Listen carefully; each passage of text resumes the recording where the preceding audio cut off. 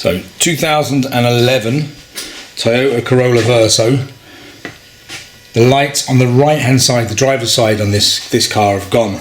So you've got a tail light there on the left hand side, not on the right hand side. So light bulb is out on this side, the driver's side.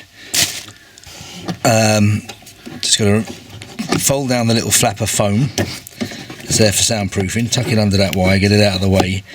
Then what you're doing is you're pressing these two clips. It's very hard to see, but these two clips here, pressing them together and pull at the same time and take the whole light unit out square.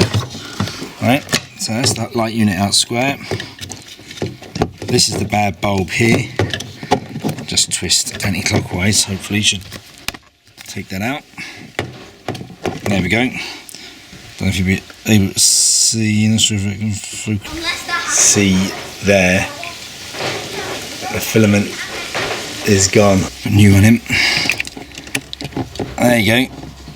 Put a new one in. Okay, so that's shows you that's working, and now this side is now working. I can tuck this back into the car. The bulb's fine. So to go back in, it just you just move that wee bit of foam out of the way. You line the bulbs up. Sort of push down on the foam and put the bottom bulb in first. It's the most easy way. It's the easiest way.